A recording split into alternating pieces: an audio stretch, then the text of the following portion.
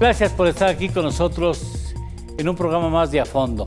En un asunto que es muy importante, la presumible compra, el hecho de que se haya llegado a un acuerdo para la adquisición de 13 plantas de la española Iberdrola y de un pago, según afirma el presidente de la República, que ronda los 6,000 millones de dólares, ha puesto de cabeza al sector eléctrico, que trata de adivinar de qué manera se va a concretar, si es que no se ha concretado. Otras personas dicen que ya está en firme, ya se concretó. Hay otras personas que dicen que no, simplemente hay un acuerdo de entendimiento que tendrá que concretarse en el transcurso de lo que resta del año y ya más específicamente hacia finales del 2023. Y lo único que sí queda claro es que es una operación muy compleja en lo financiero y también en lo que significa y el mensaje que envía al sector eléctrico, no solamente nacional, sino internacional. Y por eso hemos decidido tomar el toro por los cuernos y tratar de encontrar algunas respuestas de asegúnes que pueden ser planteadas desde ahora con personas que son realmente las especialistas y las más indicadas, las más capacitadas para dar respuestas a las dudas, que son muchas y que están ya puestas sobre la mesa o que nosotros pondríamos sobre la mesa. En ese sentido, yo quisiera agradecer de manera muy especial a Miriam Grunstein, consultora de Brilliant Energy, por el hecho de estar aquí con nosotros. Muchas gracias, te lo agradecemos mucho, Miriam. Nada de estar con ustedes, como siempre. Bienvenida, muchas gracias. Al igual que Santiago Arroyo, especialista en energía y director de Ursus Energy. Muchas gracias por estar con nosotros, Santiago.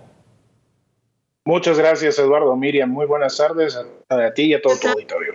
Muchas gracias. Y aparte estamos en espera de que haga lo propio, de que llegue con nosotros Gonzalo Monroy, director general de la consultoría energética GEMEC. Por lo pronto, muchas gracias. Y bueno, hago esta pregunta que es muy elemental, pero que sirve para que vean de qué manera la información que dio el presidente de la República en el sentido de que había llegado a un acuerdo con la española Iberdrola para la adquisición de 13 plantas por un total cercano a los 6,000 millones de dólares, tomó fuera de base a todo mundo, porque pocas personas podían haber anticipado ese movimiento, que algunos dicen que es un movimiento maestro, otros no acaban de entenderle, pero en todo caso yo les preguntaría algo muy sencillo. ¿Ustedes se lo esperaban, Miriam? Yo sí. Tú sí. Totalmente. Y me lo espero de otros, porque de los viejos productores independientes de energía eléctrica que tenían contratos de largo plazo para brindarle suministro eléctrico a la Comisión Federal de Electricidad. Entonces, en la medida en que esos contratos de transmisión no se renuevan y los permisos a su vez no se van a extender, pues ¿qué quedan? Los activos hundidos, ¿no? Ese es el problema del sector energético, que cuando hay activos hundidos, es decir, activos que no te puedes llevar a tu casa porque ya te peleaste con el gobierno, pues lo único que te queda por hacer es vender. Claro. Santiago, ¿tú te lo esperabas?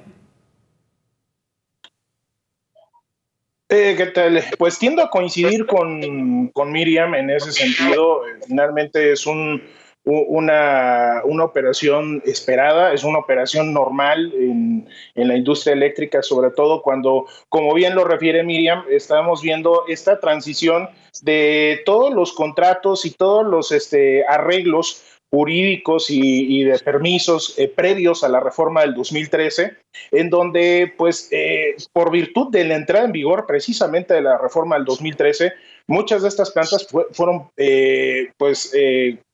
otorgados los permisos o en todo caso concesiones previo a esta reforma. Entonces, estamos viendo cómo de alguna manera van concluyendo, van culminando todos estas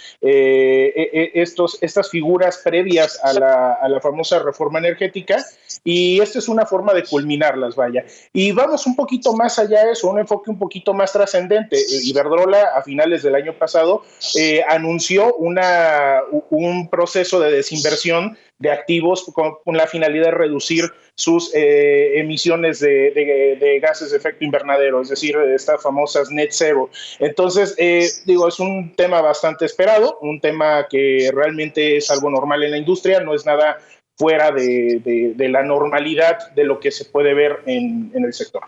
Bien, eso podría implicar, Gonzalo Monroy, bienvenido, ya te habíamos anunciado, muchas gracias por estar con nosotros. Esto puede referirse, Gonzalo, a que de aquí en adelante el asunto se puede arreglar sacando la cartera del gobierno mexicano. No te Qué gusto escuchamos. platicar con ustedes. Sí, ya, perdón. Sí. Qué gusto platicar con ustedes. Pues mira, en realidad lo que estaríamos viendo es una cosa acerca de la posición que estaba teniendo Iberdrola. Iberdrola, si bien reduce muy bien su exposición en México, deja ir cerca del 87% de su capacidad instalada. Se queda todavía en México, se queda con 5 ciclos combinados, 6 parques eólicos, 3 parques solares. Ahora, ¿esto va a representar alguna deuda? No parece ser el caso.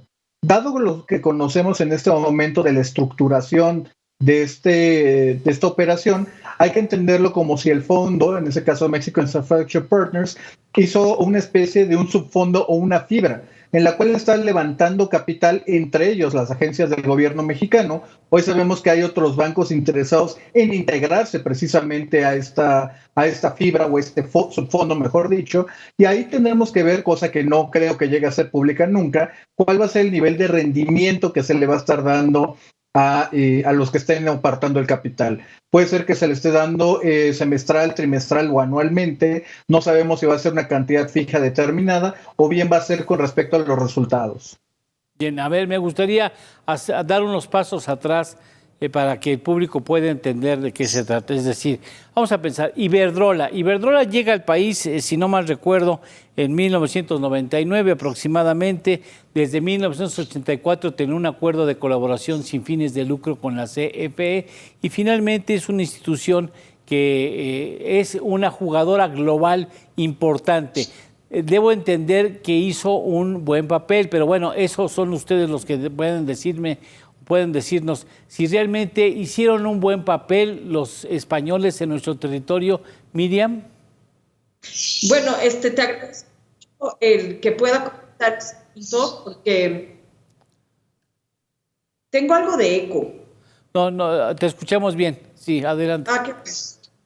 Porque cuando yo inicié asesora de comisionada en la Comisión Reguladora de Energía en 2000, tuve como la fortuna de ver cómo se integraba Iberdrola a la industria eléctrica mexicana, ganando licitaciones para ser propietario, operador y suministrador para Comisión Federal de Electricidad, régimen de la ley de energía eléctrica.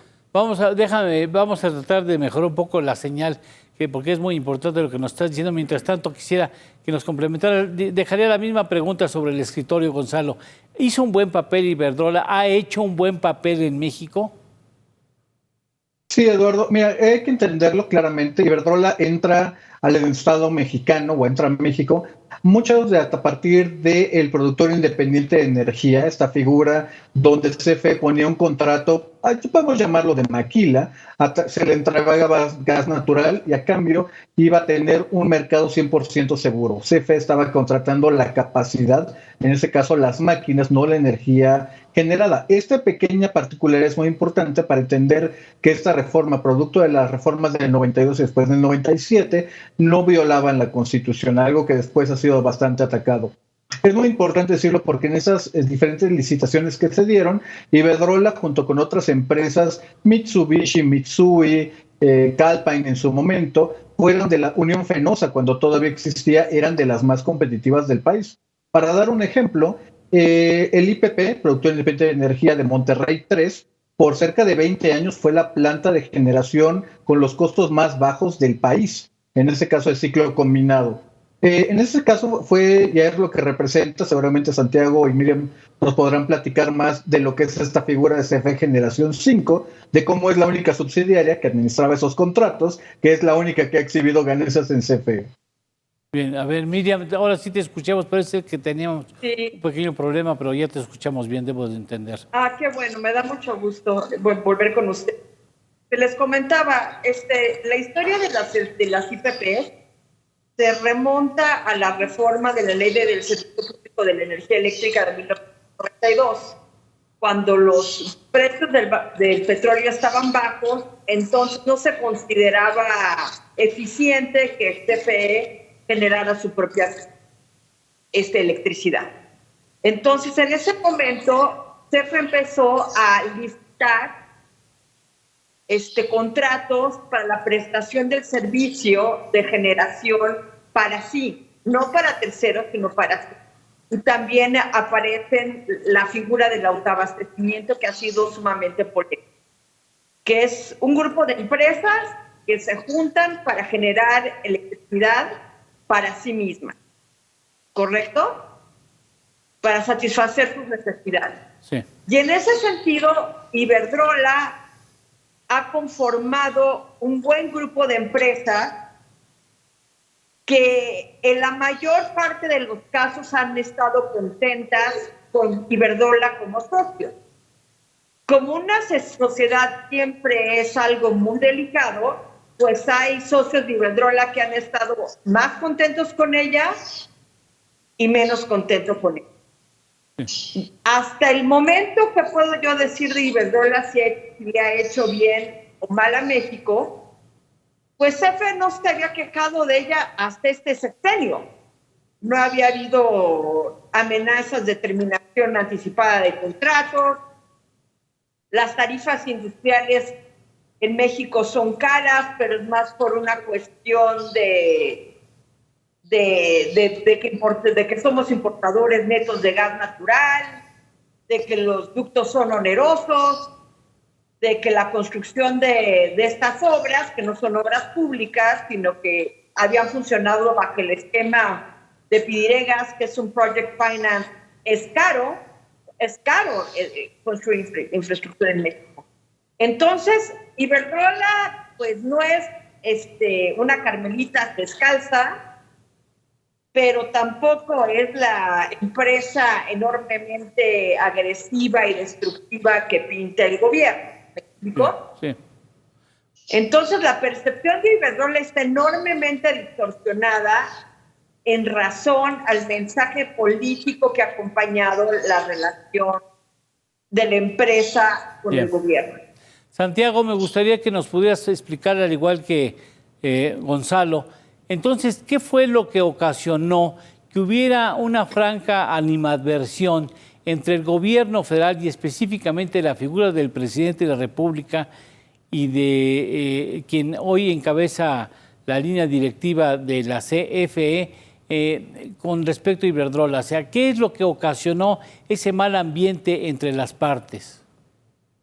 Bueno, pues realmente fueron una cuestión de digamos, situaciones de carácter ideológico, combinadas también con los propios efectos y consecuencias de esta relatoria de sucesos que nos están explicando Gonzalo y Miriam de manera muy puntual. Finalmente, podemos resumir todo ese suceso como una, digamos, quitarle carga a Comisión Federal de Electricidad y también quitarle carga al aparato estatal, una carga financiera también de capital humano. O sea, lo que se buscó en ese momento con todas estas cosas que nos explicaron Miriam y Gonzalo era quitarle un peso de encima a la hacienda pública, obviamente, y a la Comisión Federal de Electricidad, y dejar que la parte más cara de esta parte de la industria eléctrica, la parte más cara que es la generación, pues estuviera a manos de particulares y que ellos asumieran el riesgo financiero y el riesgo operativo.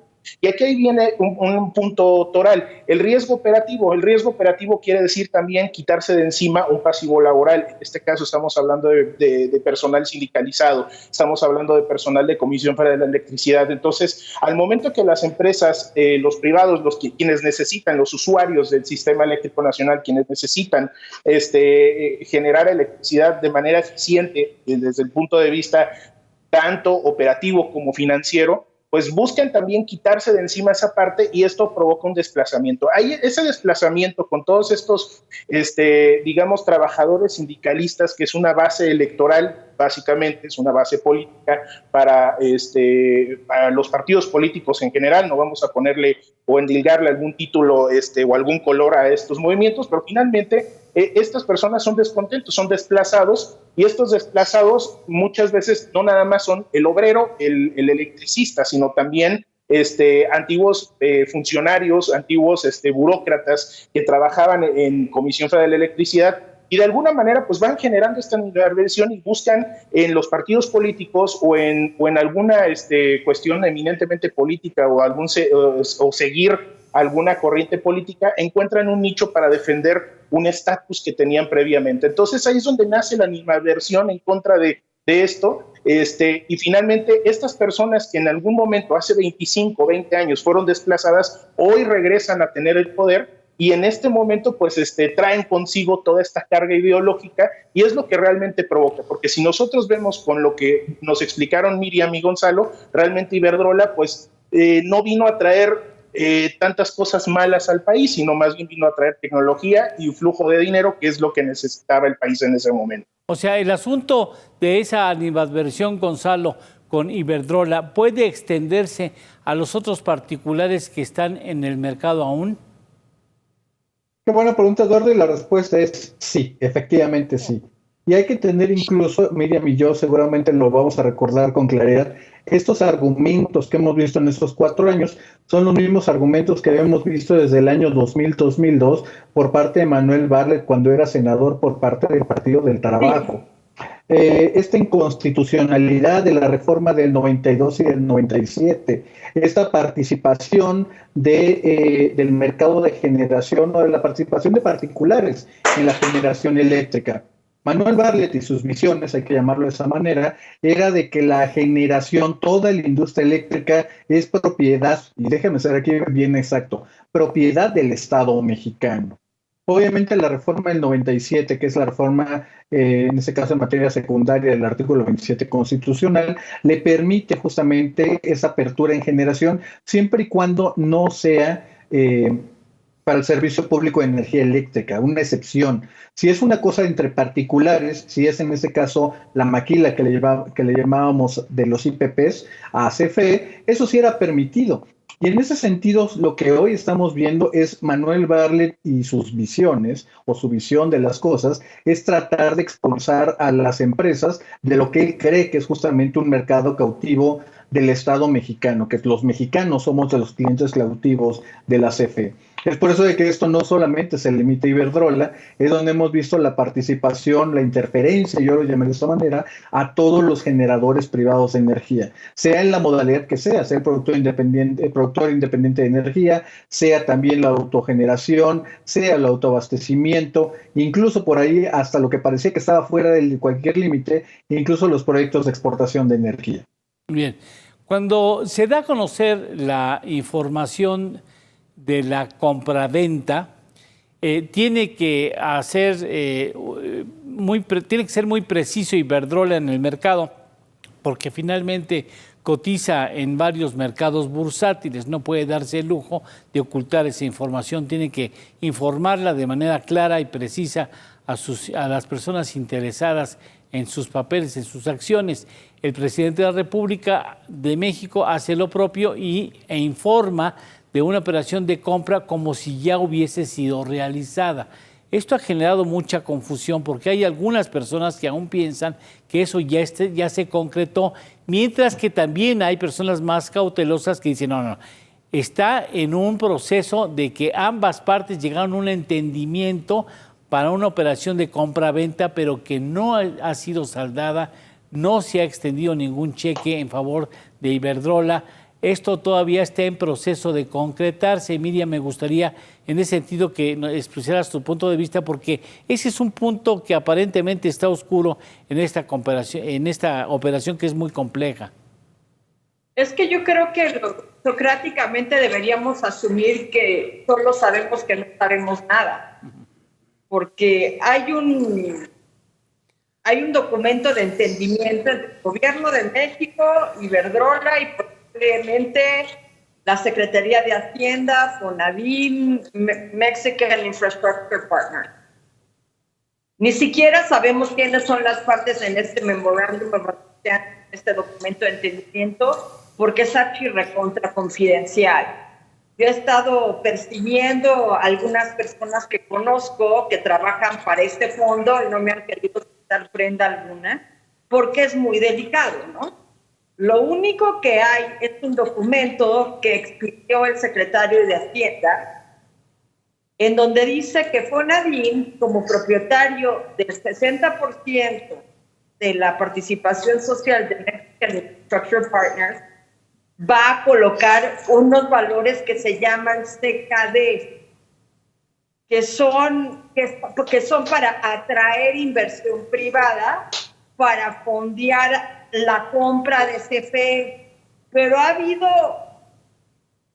un torrente de malos entendidos, porque hay quienes brincan y dicen que los mexicanos con nuestros impuestos vamos a pagar las plantas y van a ser carísimos. No, los mexicanos con nuestros impuestos en este momento no vamos a comprar nada. En este momento. En este momento no vamos a comprar nada, ni el gobierno mexicano está emitiendo deuda, ¿no? Es una operación de particulares, entre dos particulares, entiendo, ahorita. Y después dicen, las plantas van a ser propiedad privada porque van a ser propiedad del fondo. Eso tampoco es cierto. Lo que está haciendo el fondo es levantar capital para que CFE pueda comprar las plantas. Para que el gobierno mexicano compre las plantas. No, para que CFE pueda comprar las plantas como Pemex compró Deer Park. Eso es lo que me han explicado hasta el momento las personas que conocen la operación, porque hay mucha gente que dice que el fondo va a ser propietario. Sí, exacto. Y que nada más le van a pagar y que a CFE le van a pagar una tarifa de servicio. Yo lo he estado platicando con despachos de financiamiento y me dicen que hasta el momento lo que va a hacer el fondo, y para eso tendríamos que revisar concienzudamente el contrato de fideicomiso, que todavía no existe. Uh-huh. Entonces no podemos llegar a conclusión alguna. ¿Cómo va a pasar de la panza del fideicomiso a la CFE? O al todavía gobierno no y después a la CFE. Todavía no lo sabemos porque tendríamos que ver un contrato de fideicomiso como de 500 hojas.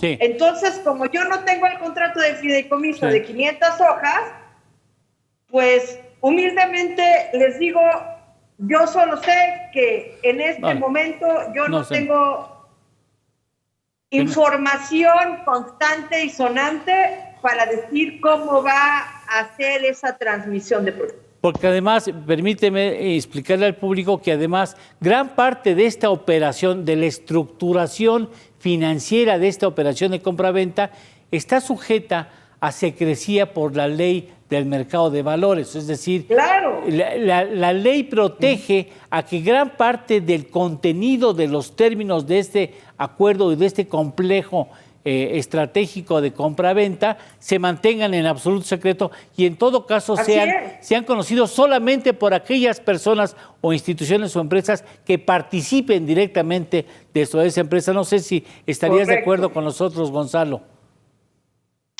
Parcialmente porque tenemos que irnos a los hechos factuales.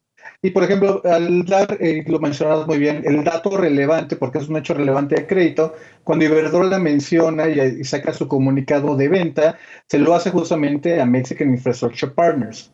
Y es interesante saber de que Mexican Infrastructure Partners no es un fondo como tal al cual se le va a dar dinero. Crea justamente un subfondo que es en el cual está levantando capital. Es ahí donde hay una participación de las entidades financieras.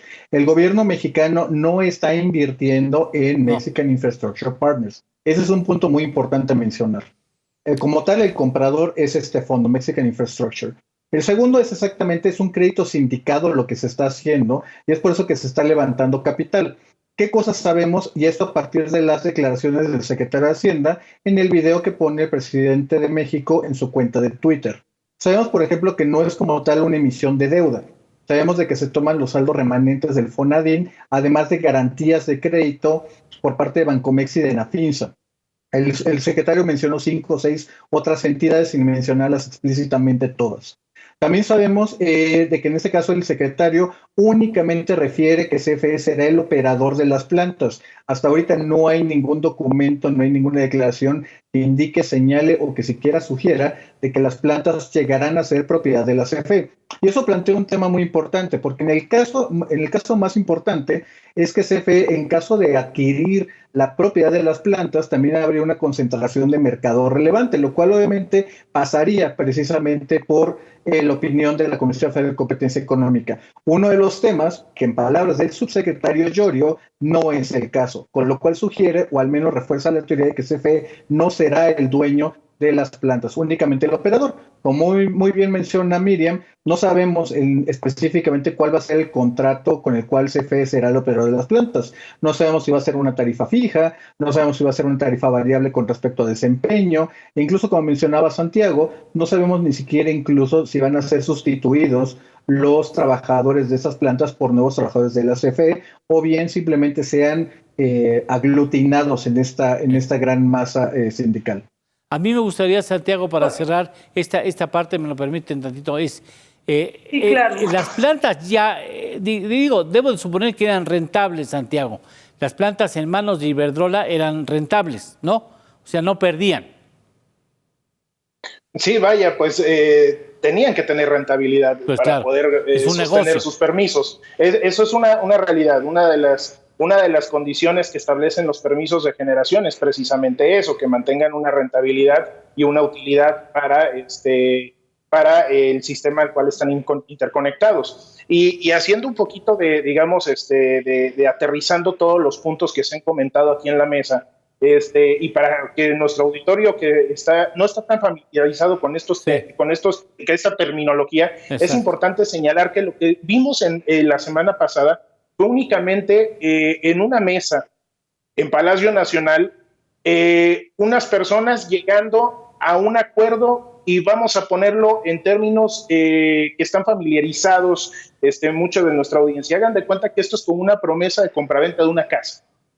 ¿Sí? En donde dijeron, ok, mira, mi casa vale tanto, en este caso son $6,000 millones, eso es lo que dice Iberdrola que cuesta su casa, y finalmente alguien levantó la mano, y ese alguien pues son varios, es el MIP, es el Gobierno de México y otros interesados, en donde todavía van a ver cómo van a levantar el dinero o cómo van a conseguir el dinero para pagarle a quien está ofertando su casa. Los casi $6,000 millones, digamos, en este. Exactamente. Fuera de ahí es un poquito de especulación y un poquito de jugar con lo que tenemos en la mesa y con lo poco mucho que han filtrado tanto Iberdrola en su comunicado oficial de prensa como el Gobierno de México. De ahí podemos a lo mejor hacer una aproximación de lo que pudiera ser digamos, es futurear un poquito, pero realmente, como bien dice Miriam, es especular sobre lo que no sabemos, ¿sí? Y fuera de eso, no sabemos nada más que van a ser $6,000 millones, que es lo que dice Iberdrola que cuestan sus plantas, así está establecido en su comunicado de prensa, y que el Gobierno de México, a través de un montón de instrumentos financieros, van a ver si de aquí a 5 meses llegan a un acuerdo y ya a una forma de cómo, y eso está establecido en los comunicados, no lo estoy inventando, ¿sí? Que en 5 meses aproximadamente van a llegar a una forma de cómo alimentar de dinero a unos y cómo se van a comprar esta infraestructura. Vamos a una pausa comercial. Nomás les dejo una anotación en lo que yo quisiera regresar tanto con Gonzalo como con Miriam. A ver, Iberdrola recibiría, escuche usted, recibiría o podría recibir los $6,000 millones. Esto no quiere decir que eso es lo que le va a costar a quien los está comprando, porque ahí debe haber intereses. O sea, intereses por el préstamo de la lana que está obteniendo de diversas partes. Eso genera un interés que obliga al operador a ser tan o más eficiente que quien contaba con esas plantas y les hacía operar con eficiencia, porque no solamente tiene que entregar una energía barata, eficiente y barata al cliente, que sería el CFE. Ahora el CFE tiene que ser tan eficiente como el Iberdrola, más un poco más, porque en esto hay gente que gana. quien presta el dinero y quien opera de alguna manera la operación financiera. Este asunto regresamos después de una pausa.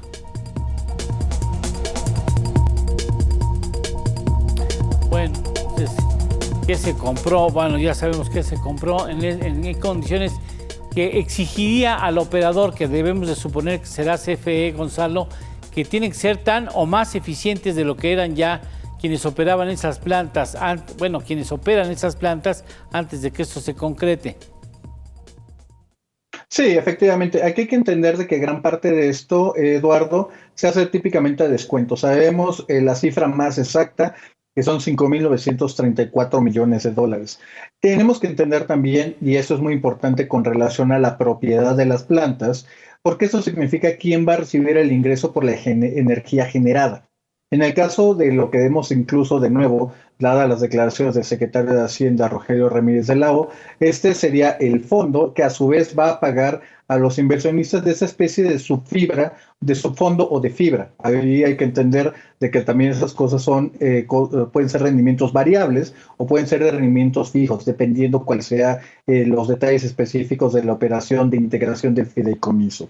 Eso es importante para entenderlo también, de que CFE en todo caso puede salir ganando, de que si CFE se le va a pagar por desempeño, tiene todos los incentivos para mantener a los trabajadores que antes tenían su gorra quizás de Iberdrola, ahora se la cambien y diga CFE y en letras pequeñas, planta propiedad de MIP, de Mexican Infrastructure Partners. Eso también es muy importante para mencionarlo, de que si este no llegara a ser el caso, y hay muchísimos ejemplos de contratos de operación de plantas, eso lo pueden hacer desde un Halliburton hasta un Schlumberger, incluso las propias Mitsubishi e Iberdrola, cosa que hace también en Estados Unidos. Puede ser que las plantas no necesariamente sean ellos los dueños y operadores. Aquí obviamente los incentivos están para que sea o se mantenga el mismo nivel de eficiencia y con eso se paga a todos los involucrados de los fondos. O sea, debo entender, Miriam, que esto cuando se concrete, va a ser más complicado de como estaba originalmente. Pues mucho más complicado, porque el permiso de generación eléctrica autoriza a cualquier empresa de generación eléctrica a construir, tener en propiedad, operar para CFE. Y ahorita ya con todos los mecanismos de financiamiento que seguramente el público está sufriendo, tratándonos de entender a los que aquí hablamos, y que tratamos de hacer lo más didáctico posible, pero mientras nosotros nos ponemos de acuerdo, ¿no?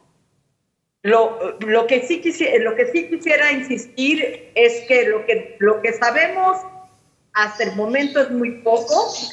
Se le agradezco a Gonzalo porque hay unos datos que yo desconocía de la operación, pero todavía me faltan muchísimos para completar cómo va a ser el esquema de financiamiento. Ya lo que sí tengo muy presente es que en el contrato de generación, en la modalidad de producción independiente, es que hay una cláusula, que es una cláusula de orden público, que dice que la empresa operadora, o sea, cualquiera de las empresas de propósito específico fueron creadas para generar para CFE, no le pueden vender a nadie más que a CFE. Sí. Entonces, pues vamos a ver qué hacemos con esa cláusula del contrato de producción independiente de energía eléctrica. En este caso... Porque sí, está clarísima esa cláusula. Claro. Y es una cláusula que se celebró al arreglo de la Ley del Servicio Público de Energía Eléctrica, y un montón de reglas de operación, de presupuesto, de manejo de recursos fiscales, y lo que me queda clarísimo es que ninguna de las sociedades de propósito específico que constituyó Iberdrola en México le pueden vender a nadie más que a CFE. Entonces eso me hace pensar que el fideicomiso La Fibra, que inteligentemente menciona Gonzalo y que me ilustran, es un vehículo para que CFE sea la última propietaria de las plantas. Ahora, hemos hablado del precio de las plantas. Eso también es un dolor de cabeza. Requeriría una auditoría de los fierros que tendría que haber cursado meses, ¿no? Yo he participado en compra-ventas de activos y alguna vez que un cliente quiso comprar los operativos de una empresa de servicios de Pemex, en la evaluación de los activos estuvimos como 8 meses.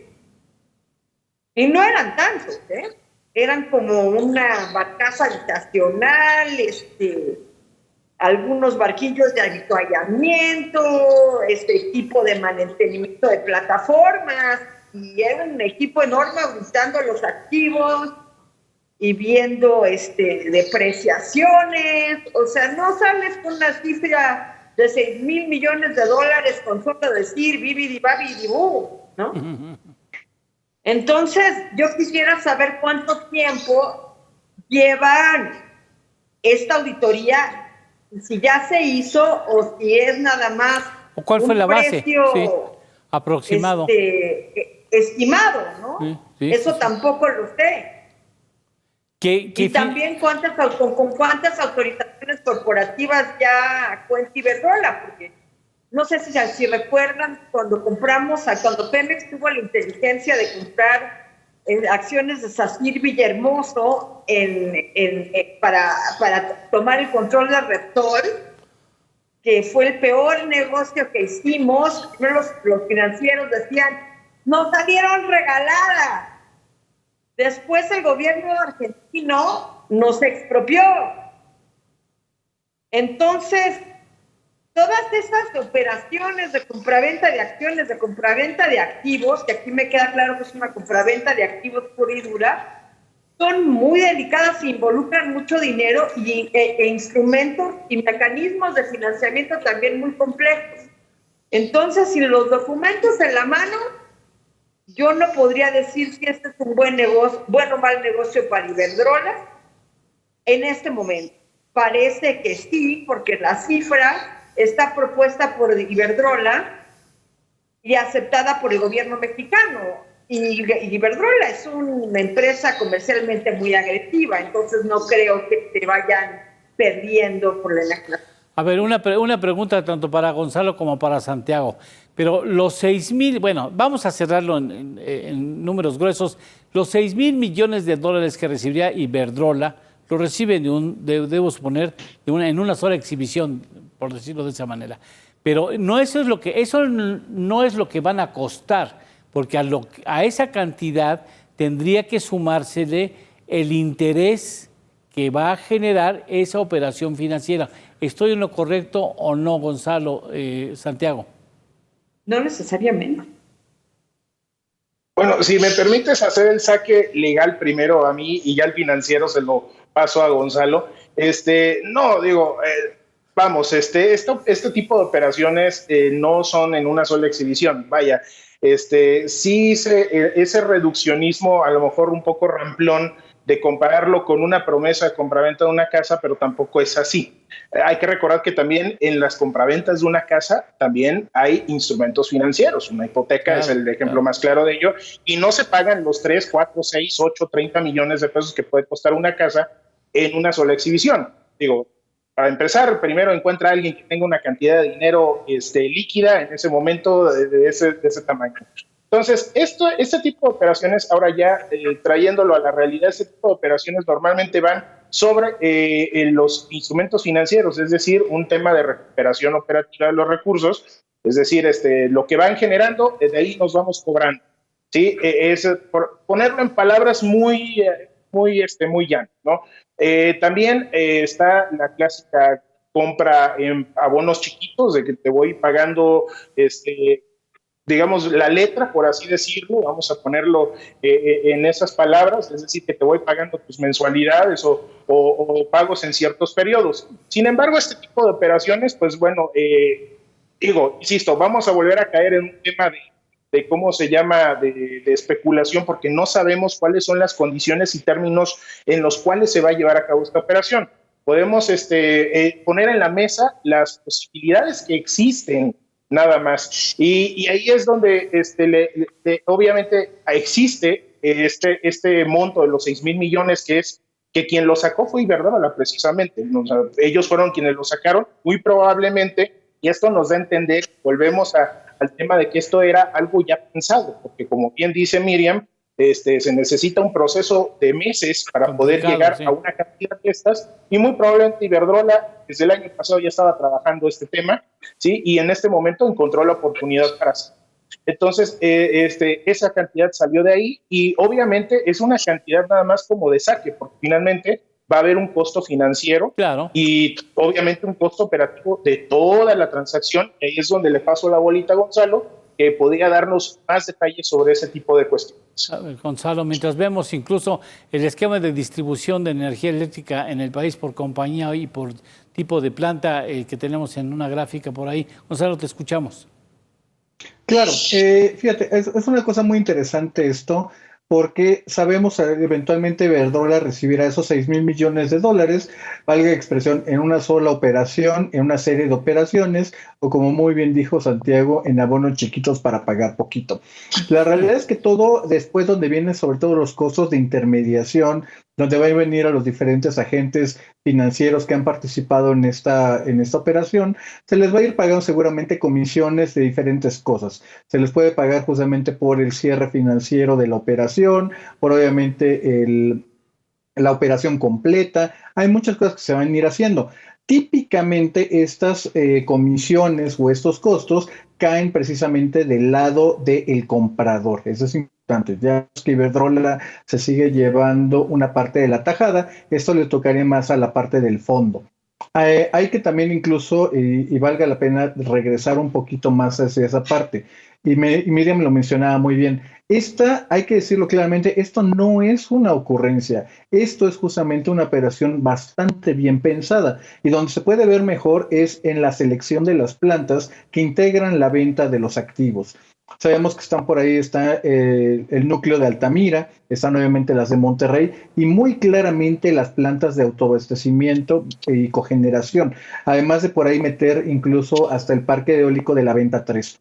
No están por ahí, por ejemplo, otras plantas que son mucho más nuevas, mucho más rentables que tiene Iberdrola. Por ejemplo, sus parques eólicos o sus parques solares. Esa es una selección de plantas que también hay que decirlo con toda claridad. CFE ya les había echado el ojo desde hace varios años. Sabemos por el caso de las plantas de Monterrey, son las que habían sufrido la mayor interferencia, desde multas, auditorías, prácticamente hasta cierres forzados por parte tanto del SENACE como de la propia Comisión Reguladora de Energía. Esto no es una ocurrencia, esa es una operación bastante bien calculada que toma, eso sí, a nosotros, los que no somos parte de esa operación, a muchos por sorpresa.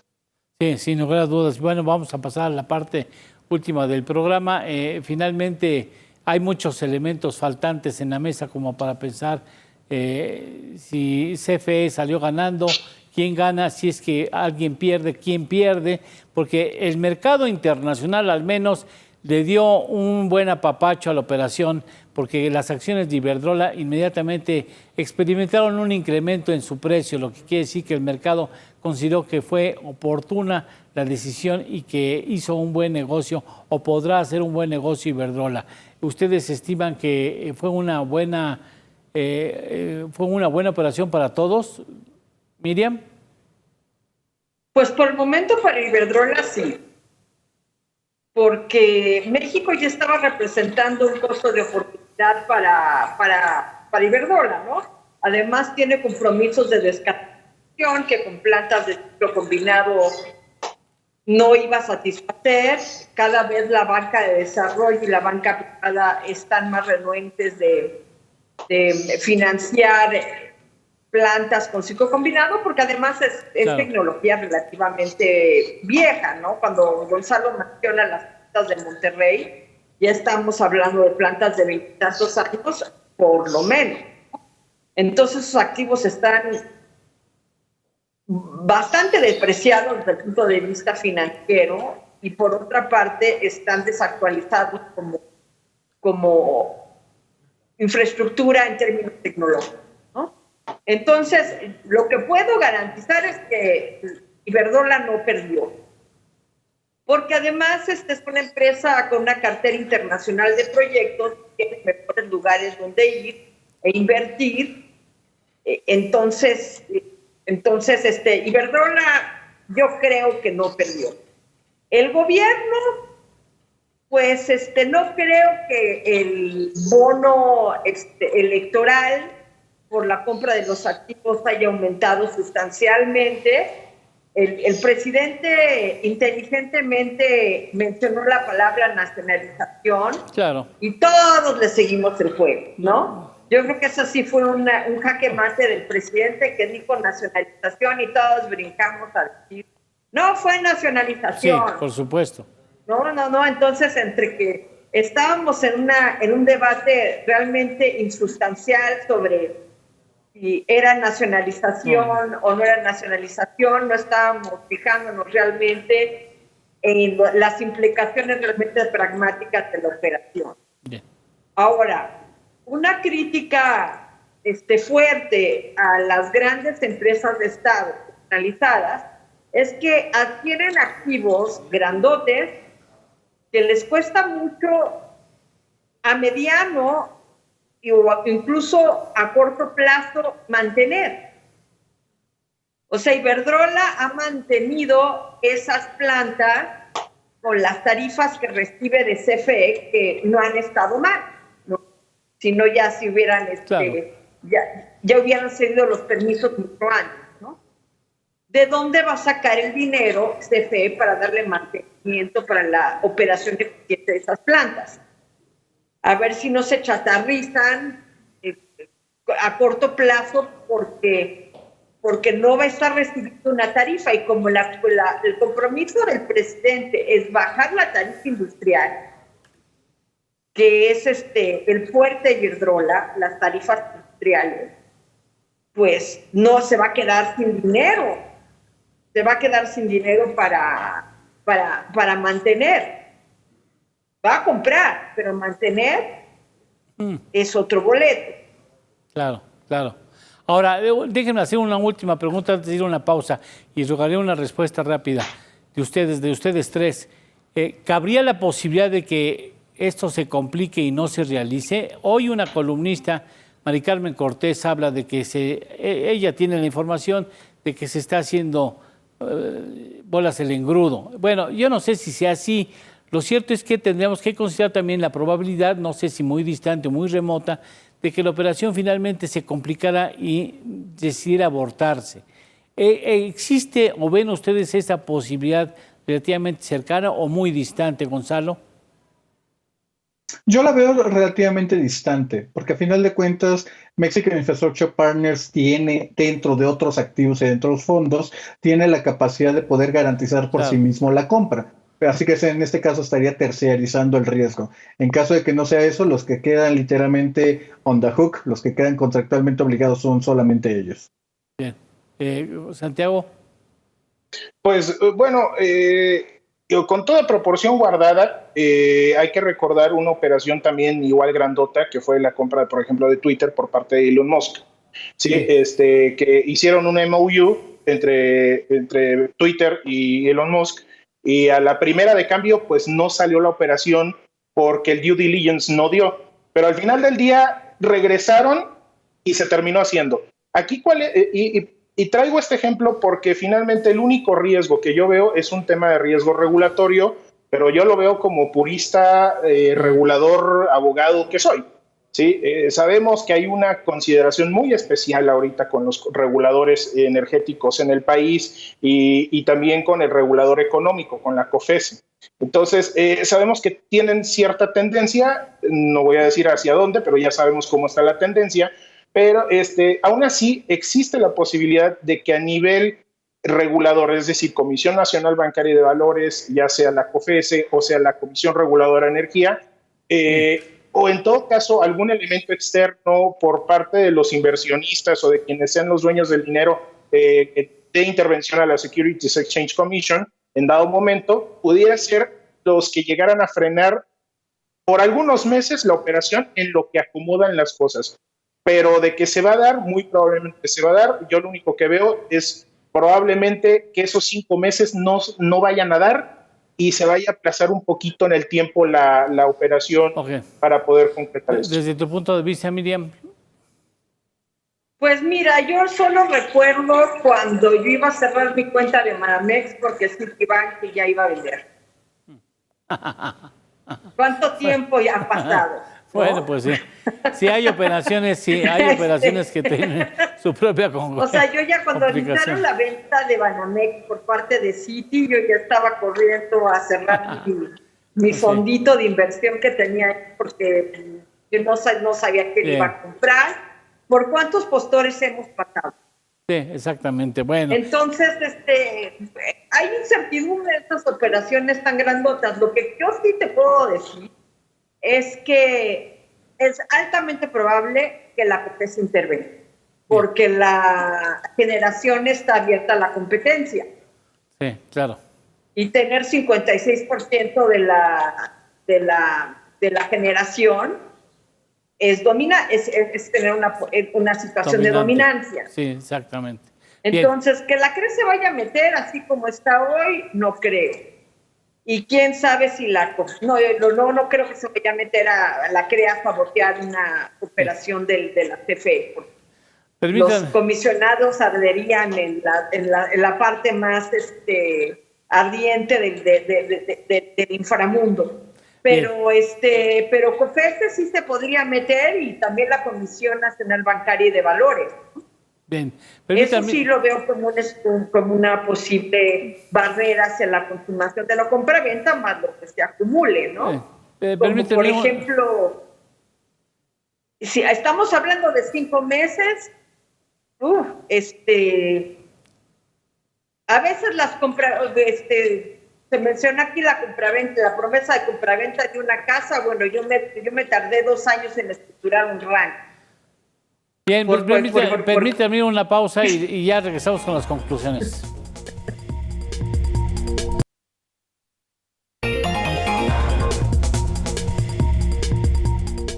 Bueno, nos quedan escasamente 2 minutos. ¿Alguna consideración en 20 segundos que quisieran realizarnos? Se los agradeceremos de manera muy importante. Santiago. Pues bueno, habría que esperar, yo creo que ese es el punto central de todo esto, esperar a tener mayor información de esta operación. Lo único que podemos concluir es que Iberdrola de momento pues cumple con su objetivo de llevarse $6,000 millones, así como lo apunta en su comunicado de prensa. Tan es así que ya anunció para el año que entra $5,800 millones en inversión en Brasil. Entonces, no es casualidad, nada es casualidad en negocios. Entonces, pues bueno, vemos eso. Y finalmente que tuvimos el tuit que nos costó por parte del gobierno, porque nos costó, al menos le va a costar al gobierno de la República de alguna forma u otra, $6,000 millones. Entonces, pues esa es la conclusión, viéndolo desde la perspectiva, obviamente, de que es un triunfo político, ¿no? Esa Gonzalo. Mira, yo sí lo pondré en términos de ganadores y perdedores. Ganadores, el gobierno, obviamente el presidente López Obrador, al sacar a su gran némesis, al poster child de todas sus ideas con respecto al sector energía. Iberdrola logra quitarse el dolor de cabeza que había representado México y consigue inversiones para estar en Brasil, o como dijo en su conference call con inversionistas, utilizar también una parte y utilizar los subsidios y demás beneficios fiscales en Estados Unidos. ¿Quién termina perdiendo? Muy probable el consumidor mexicano, que no va a ver bajar su tarifa eléctrica, sea residencial, de servicios o industrial, prácticamente en lo más mínimo. Bien, Miriam. Por favor, 20 segundos. Vuelvo a mi frase socrática, que en este momento lo único que sabemos es que no sabemos, por lo menos lo suficiente, ¿no? Para ver cuándo, cómo, en qué términos se va a cerrar la operación. Yo voy a estar muy atenta. Me llama la atención que haya llamado tanto la atención mediática, porque creo que es más bien un anuncio de una luz de posibles salientes de la industria eléctrica mexicana. Por eso se espera, no está el caso de Iberdrola, lo que es llamativo por las consecuencias de enajenaciones posteriores. Bien, pues. Y estamos muy cercanos a las elecciones en México. Bueno, estamos cercanos 2 años antes, a ver cómo se siente el candidato de Morena. ¿no? Los otros candidatos. Muchas gracias. Porque podría caerle la pelotita a ellos. Entonces también estamos en una coyuntura electoral que puede tener impacto en la operación. Muchas gracias, Miriam. Muchas gracias, Santiago. Y disculpen, ustedes tuve que ser un poco abrupto. Gracias, Gonzalo. Muchísimas gracias por su atención y hasta la próxima. Usted siga bien informado en esta señal. Sin lugar a dudas, bien informado con Yolis Ramírez.